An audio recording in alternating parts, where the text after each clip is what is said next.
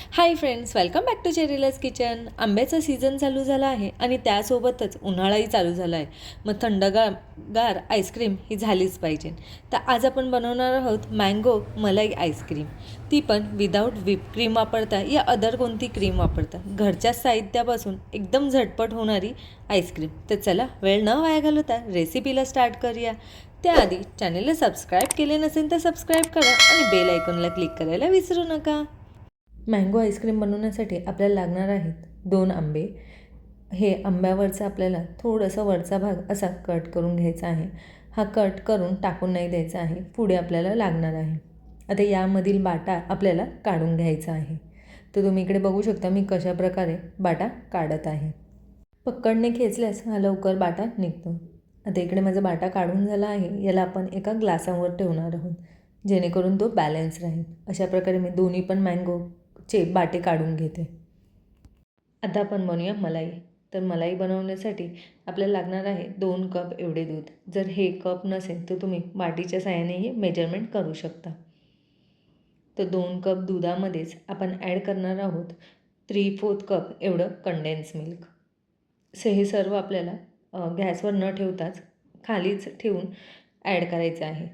अर्धा चमचा वेलची पावडर आणि मी 7 ते 8 धागे केशरचे टाकले आहे. ऑप्शनल आहे, असेल तर तुम्ही टाकू शकता, नसेल तर नाही टाकले तरी चालेल. आता हे सर्व मिश्रण आपण खालीच व्यवस्थित मिक्स करून घेऊया. इकडे म्हणजे मिश्रण मिक्स झाले आहे. आता आपण गॅसवर ठेवूया. आता याला गॅसवर आपल्याला फास्ट टू मिडियम गॅसवरच ठेवायचं आहे. आणि आता आपण यामध्येच ॲड करणार आहोत 2 चमचे मिल्क पावडर. तर मिल्क पावडर मी एका वाटीमध्ये मिक्स करून घेतली आहे आणि मग यामध्ये ॲड केली आहे जेणेकरून त्याच्या गुठल्या होणार नाही. आणि हे मिश्रण आपण असेच हलवत राहायचे आहे आणि 10 ते 15 मिनटं ह्याला आपण फास्ट टू मिडियमवरच ठेवून असेच उकळवून देणार आहोत. जोपर्यंत ह्याला घट्टसरपणा येत नाही तोपर्यंत आपण हे मिश्रण असेच फास्ट टू मिडियम गॅसवर ठेवून हलवत राहायचे आहे. ते इकडे म्हणजे 15 ते 20 मिनटं झाले आहे आणि इकडे आपलं रबडी तयार झाली आहे. यातच मी थोडेसे ड्रायफ्रूट्स ॲड केले आहे.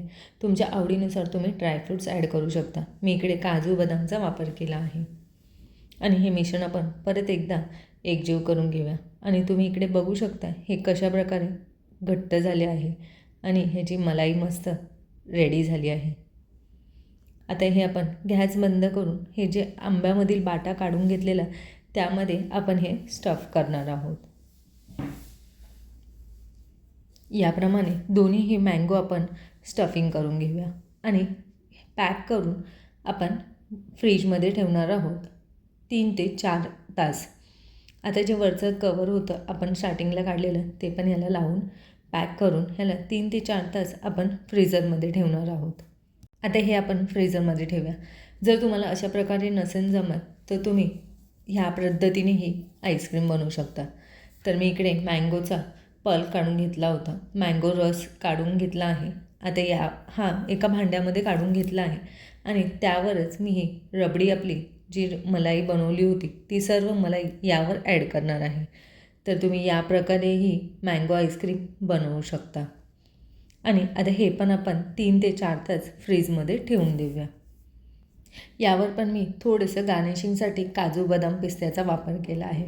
तुमच्या आवडीनुसार आहे, ऑप्शनल आहे. तर इकडे आपली आईस्क्रीम रेडी झाली आहे. आता आपण आईस्क्रीम कट करूया. कट करण्यासाठी सर्वात प्रथम आपण ग्लासामधनं काढून घेऊया आणि ह्याची वरची साल आपल्याला पूर्ण दोन्ही मँगोची वरची साल आपल्याला काढून घ्यायची आहे. याप्रमाणे मी मँगोची पूर्ण वरची साल काढून घेतली आहे. आता याला राऊंड शेपमध्ये आपण मीडियम साईजमध्ये कट करूया.